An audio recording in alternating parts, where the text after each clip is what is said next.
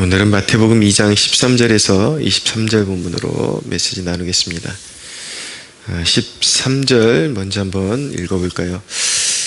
그들이 떠난 후에 주의 사자가 요셉에게 현몽하여 이르되 헤롯이 아기를 찾아 죽이려 하니 일어나 아기와 그의 어머니를 데리고 애굽으로 피하여 내가 내게 이르기까지 거기 있으라 하시니. 하나님의 보호 그리고 인도하시면은 전진만 있는 것이 아니라 후퇴도 거기에는 함께 있는 것입니다. 우리가 살아가다 보면은 하나님을 신앙하는 중에 하나님의 그런 어떤 주권 가운데 하나님의 보호를 받아 누릴 때에 무조건 우리가 생각하는 대로 되는 것은 아니다라는 것을 알게 되는 것이죠. 때로는 핍박을 감내해야 합니다. 때로는 어려움을 감내해야 합니다.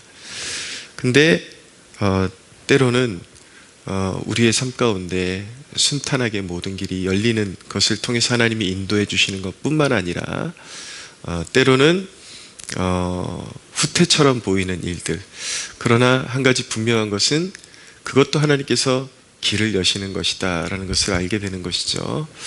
만약에 오늘 요셉에게 하나님께서 주의 사자를 통해서 현몽하여 주시지 않았다면, 애굽으로 내려가라는 그런 지시를 주시 않았다면 헤롯에게 예수님은 죽임을 당하고 말았을 것입니다. 근데 애굽으로 내려감으로 인해서 이제 인류의 구속 역사가 보호받게 되고 예수 그리스도가 보호받게 되고 이제 죄인들을 위한 구속 사역이 준비되게 되었던 것입니다. 15절에 보면 헤롯이 죽기까지 거기 있었다라고 말씀하고 있습니다. 헤롯이 죽기까지 거기 있었다. 자, 우리의 삶 가운데 순종이 무엇이냐라는 질문을 던져볼 필요가 있는데, 우리가 생각하는 순종이라는 것은 어떤 특정한 말씀에 대해서 적극적으로 행동하는 것만 순종이라고 그렇게 생각을 하죠. 그러나 또 어떤 경우에 있어서는 하나님의 뜻이 이루어지기까지 하루하루를 성실하게 살아가는 것 또한 순종이라는 것을 우리가 깨달아야 하는 것입니다. 내 삶의 낭비 같고 정말 무의미해 보이고 내가 왜 지금 이런 삶을 살아가고 있어야 하나, 그런 이제 건조한 그런 어떤 광야와 같은 길, 사막과 같은 길을 걸어가고 어떤 시즌에는 정말 내 삶 가운데서 하나님의 임재가 떠나간 것 같은 그러한 이제 시즌도 있거든요. 그러면 무엇을 해야 되나 당황하고 내 삶 가운데 더 이상 하나님의 역사는 없는 것 같다, 그렇게 오해하면서 삶을 망가뜨릴 것이 아니라 우리의 삶에 드리워진 하나님의 손길, 하나님의 영광은 떠나가지 않는다라는 믿음을 가지고, 물론 우리가 고의적으로 죄를 짓고 방탕한 삶을 살고 정신 못 차리고 이러면 하나님의 영광이 거두어지겠죠. 그러나 그 순간에도 우리를 돌이키기를 원하시는 하나님의 그 시선은 멈추지 않는다라는 것을 알아야 되고요. 그럼에도 불구하고 우리가 항상 믿음을 소유해야 하는 것은, 우리가 믿음 안에 거할 때 항상 하나님의 영광과 임재가 내가 느끼든지 못 느끼든지 하나님은 늘 임마누엘로서 함께 하신다, 그 믿음을 가지고 하루하루를 의미 있게, 그 하루하루의 일상에 의미를 부여하면서 하나님 앞에 신실하게 살아가는 것, 그것 또한 훌륭한 순종이다라는 것을 알아야 되는 것입니다. 자, 이제 헤롯이 드디어 손을 들어서 이제 베들레헴 그 모든 지경 안에 있는 사내 아이들 2살로부터 시작해서 그 아래로 이제 다 죽이게 됩니다. 그것은 참 불행한 사건이었죠. 그러나 그 또한 하나님께서 선지자를 통해서 예언하신 말씀을 이루시는 대목이었습니다. 라마에서 슬퍼하며 크게 통곡하는 소리가 들리니 라헬이 그 자식을 위하여 애곡하는 것이라. 그가 자식이 없으므로 위로받기를 거절하였도다 함이 이루어졌도다. 네, 예레미야 선지자를 통해서 이루신 말씀, 주신 말씀이 이루어진 것이죠. 이 대목에서 우리가 참 참담하고 슬픈 사건이었다라는 것을 알게 되는데, 다 이해할 수가 없죠. 메시아가 오셨는데 어떻게 이렇게 수많은 아이들이 대신 죽어야만 했는가? 꼭 그렇게 해야만 했는가? 왜 하나님께서 이런 방법을 선택하셨는지는 우리는 다 이해할 수는 없습니다. 그러나 이 대목에서 우리가 한 가지 좀 생각해보고 넘어갈 대목은 무엇이냐면, 아직까지 그 믿음을 인식하지 못하고 말씀을 들어도 이해할 수 없는 영아들, 이런 아이들은 어떻게 구원받는 것일까에 대해서 좀 관심을 가질 필요는 있겠죠. 네. 자, 이런 아이들이 어떻게 구원을 받을 수가 있을까? 사실은 원리는 성인들이 구원받는 것과 같은 것입니다. 복음을 자기가 습득해서 이해할 수 있는 연령대나 그렇지 않은 연령대나 오직 구원의 길은 하나인 것입니다. 바로 예수 그리스도께서 이루어 놓으신 그 십자가의 대속의 은혜, 그 보혈의 은혜로 구원받는 것입니다. 그러니까 이제 예수님 이전에, 예수님께서 구속사역을 완성시키기 이전의 사람들은 예수님께서 이루실 그 구원의 사역을 담보로 해서 구원을 받는 것이고, 이제는 이제 구원 사역이 다 이루어졌으니까 그들에게 그 보혈의 은혜가 완전히 그냥 입혀진 거죠. 그리고 예수님 이후에, 예수님이 십자가의 대속의 사건을 이루신 이후에 백성들은 예수님께서 이미 이루신 그 십자가의 사건을 통해서 그것을 믿음으로 말미암아 구원을 받게 되는 것입니다. 근데 감사하게도 이 하나님의 예정하심, 택하심, 이런 것들이 수많은 그런 역사 가운데 논쟁거리가 되었음에도 불구하고 오히려 이런 영화들을 우리가 이해할 수 없는, 그리고 어떻게 논리적으로 복음을 인식할 수 없는 세대가 구원을 받을 수 있을까라는 질문을 던질 때에 하나님의 예정하심, 택하심이라는 것이 우리에게 논쟁거리가 아니라 그렇기 때문에 인류에게 소망이 있는 것이다 라는 것을 더욱 깨닫게 되는 것입니다. 그러니까 사실은 이 예정이라는 것은 논쟁거리가 아니라 은혜의 교리인 것입니다. 사실은 우리가 복음을 이해한 것도 하나님의 택하심이 아니고서는 이해할 수 없는 대목이에요. 왜냐하면 우리는 끊임없이 복음을 전하지만 우리가 살아가는 세대에는 끝까지 복음을 거부하고 그 복음을 이해하지 못하고 죽는 사람들이 태반이기 때문인 것입니다. 내가 어떻게 그 구원의 복음을 이해할 수 있었을까? 성경은 분명히 말씀하기를 아무리 잘난 사람이라 할지라도, 학벌이 있는 사람이라 할지라도 복음을 이해하게 되는 것은 성령의 주권에 의한, 성령의 사역에 의한 하나의 계시다, 계시로 비추어 주시기 때문에 그리스도께서 주이신 것을 고백하게 되는 것이다 라고 말씀하고 있는 것입니다.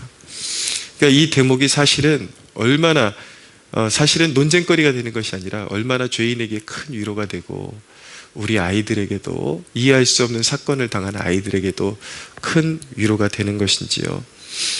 물론 제가 어떤 신학적인 견지를 가지고 이때 헤롯에게 죽임당했던 아이들이 모두 전적으로 구원받을 것이다, 그렇게 저는 단정하지는 못합니다.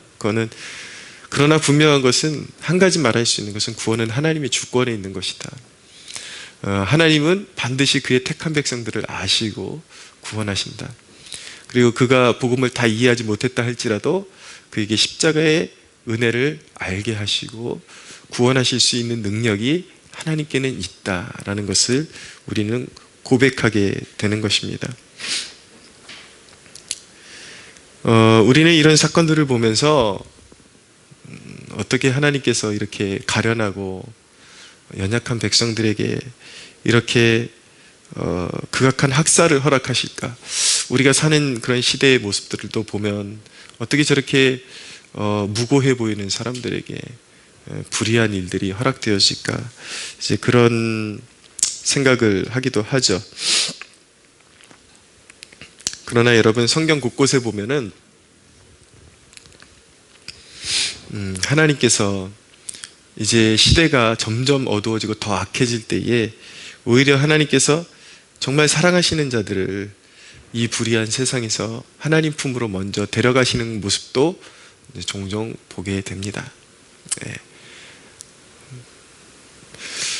우리가 이제 그 구약 성경을 읽다 보면 요시야라는 왕도 하나님께서 이제 유다의 그 범죄로 인해서 큰 환란을 만나기 전에 요시야를 먼저 거두어 가시죠. 근데 성경에 보면 요시야가 마지막 끝에 이제 하나님의 말씀에 온전히 순종하지 못한 부분도 분명히 있어요. 그러나 이미 이전에 요시야를 이제 큰 환란이 오기 전에 데려가실 것이라는 그런 예언의 말씀도 허락하셨죠. 예, 그런 대목들을 통해서, 그런 대목들이 이제 성경의 곳곳에서 몇 군데서 나타나는데, 하나님께서는 오히려 사랑하시는 그런 백성들을 어떤 큰 환란이 오기 전에 특별한 뜻을 두시고 데려가기도 하신다라는 것을 알게 되는 것입니다. 그러니까 우리가 어떤 그런 불의해 보는 그런 사건들을 우리가 조망할 때에 그냥 우리의 시선으로만 무조건 모든 것을 그냥 분노하면서 그렇게 하나님의 그런 섭리까지도 의심해서는 안 된다라는 것을 또한 배우게 되는 것이죠. 또한 이 대목을 통해서 우리가 기억해야 되는 것은 점점 어두워져가는 그 세상 속에서 이제 우리 자녀들에게 물려줄 수 있는 최고의 유산이 무엇인지를 우리는 심각하게 고민해야 합니다. 이제 갈수록 험한 시대가 오고 기독교에 대한 그런 핍박이 더욱더 가까워지고 이런 일들이 가까워지는데, 우리 자녀들 그냥 무조건 공부만 많이 시키고, 세상에서 공부만 많이 시키면 무엇합니까? 우리 자녀들이 많이 배우면 배울수록 세상과 똑같은 관념을 가지고 똑같은 사상을 가지고 살아가는데 그들에게 구원의 소망이 있겠습니까? 우리 자녀들에게 점점 어두워지고 험악해지고 세속화되어지고 이런 세상 가운데 가장 물려줄 수 있는 최고의 유산은 무엇이냐면 바로 믿음인 것입니다. 신앙. 여러분들은 여러분들의 자녀들의 그런 삶의 그런 내용 중에 어떤 것들을 가장 심혈을 기울이고 있나요? 뭐 태권도 학원, 피아노 학원, 뭐 온갖 학원, 무슨 영재로 만들 수 있는 무슨 교육들, 모든 이런 것들은 그냥 죽어라고 쫓아다니면서 챙겨주는데 아이의 영혼이 죽어가고 있고, 여러분 제가 하나님의 주권이다, 예정이다, 이것을 오용하지 마십시오. 악용하지 마십시오. 그 아이가 성장해서 자기의 성장해서 이제 복음을 이해할 수 있는 나이가 되었는데 그 복음이 자기 것이 되고 믿음으로 고백하지 않으면 그 아이의 영혼에게는 소망이 또한 없는 것입니다. 우리가 감당해야 될 부분은 우리가 감당해야 되는 거예요. 그래서 세상이 점점 기독교에 대한 극심한 핍박으로 이제 이어질 텐데 우리 아이들 그냥 내버려둬 가지고 언제 불의의 사고를 당해 가지고 아이들도, 우리가 흔히 그런 말 하잖아요. 태어날 땐 순서가 있어도 거두어지는 것은 순서가 없다. 우리 아이들이 정말 하나님의 품으로 언제든지 안길 수 있는 준비를 시켜놔야지 그냥 세상 성공하는 거에 미쳐가지고 그렇게 살아서는 안 된다라는 것을 깨달아야 하는 것입니다. 이런 정말 사람의 눈에 보기에도 극악하고 이런 심한 학살 같은 일들을 목격하게 될 때에 우리에게 주어질 수 있는 위로의 유일한 창구가 무엇입니까? 하나님은 실수가 없으시다. 바로 이 사실, 하나님은 반드시 그의 백성들을 찾아내시고 구원해내신다. 이 대목, 이것이 하나님은 실수가 없이 세계를 경영하신다는 사실에서 우리는 큰 위로를 받을 수 있게 되는 것입니다. 자, 이제 요셉과 마리아 그리고 예수님이 이제 애굽에 있다가 또 주의 사자의 지시에 의해서 이스라엘로 돌아갈 때가 되었습니다. 19절에 보니까 헤롯이 죽은 후에 주의 사자가 애굽에서 요셉에게 현몽하여 이르되 일어나 아기와 그의 어머니를 데리고 이스라엘 땅으로 가라. 이스라엘 땅으로 가라. 아기의 목숨을 찾던 자들이 죽었느니라. 네. 세상 권세는 영원하지 않습니다. 하나님을 대적하는 자들은 결코 영원하지 않습니다. 반드시 하나님의 백성들의 또 회복의 때가 주어지게 되어 있습니다. 오늘 하나님의 말씀은 이스라엘 땅으로 가라라고 그렇게 도전하고 있습니다. 이제 요셉과 그의 가정이 이제 이스라엘 땅으로 돌아갈 때가 되었습니다. 사랑하는 여러분, 코로나 기간으로 인해서 여러분의 그 주어진 환경에 따라서 어쩔 수 없이 지금 임시 처소에서 예배 드리고 있는 분들이 있는 줄로 압니다. 그러나 분명히 말씀드리는 것은 그것은 임시 방편입니다. 엄연한 의미에서 대면 예배라는 것은 이 시대에 불가피한 상황이 만들어낸 예배지 그것은 공예배로서의 가치를 지니고 있지는 않은 것입니다. 사실은 온라인 예배가 진정한 예배라고 떠들어대는 것은 타락한 세대가 만들어낸 그런 하나의 장치에 불과한 것이지 임기응변식의 그런 불량 신학일 뿐이지 그것이 진정한 신학도 아니요 그것은 아무것도 아닌 것입니다. 그렇다고 해서 여러분들이 드리는 예배가 다 가짜라는 얘기는 아니에요. 그것이 정말 하나님의 백성들이 하나님 앞에 올려드릴 수 있는 진정한 예배냐는 그런 견지에서 말씀드리는 것입니다.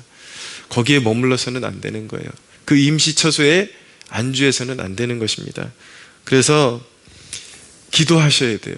다시 돌아갈 때 하나님의 성전으로 돌아가야 될 때 예배당에 함께 모여서 하나님의 백성들이 하나님의 이스라엘이 모여서 기도할 때를 사모하며 그때를 보여주시고 그리고 여러분 무조건 그냥 세상이 시키는 대로 하지 마시고 여건이 허락되는 분들은 이제 예배당으로 돌아가십시오. 그리고 방역은 철저히 하되 방역다운 방역 이상의 것들을 요구할 때에 여러분들의 교회 목회자들과 함께 뜻을 모아서 당국에 우리의 그런 의견을 정확하게 어필할 수 있어야 하는 것입니다. 우리의 예배 인원 이런 것들은 우리가 알아서 한다. 그런 것까지도 나라가 정해진 예배 방식을 비대면으로 드려라 이런 것까지 국가가 간섭할 수 없다. 이것은 하나님의 백성들의 영역이다라는 것을 분명하게 어필할 수 따를 부분에서 따르면서 한계를 긋고 자꾸 어필할 수 있어야 되고 그래서 예배를 회복하며 기도하며 예배를 회복해 나갈 수 있어야 하는 것입니다. 말씀을 맺겠습니다. 여러분 우리에게 허무한 시간은 없습니다. 무의미해 보이는 시간들을 신실하게 보내는 것 또한 하나님께서 기뻐하시는 순종이라는 것을 배우기 원합니다.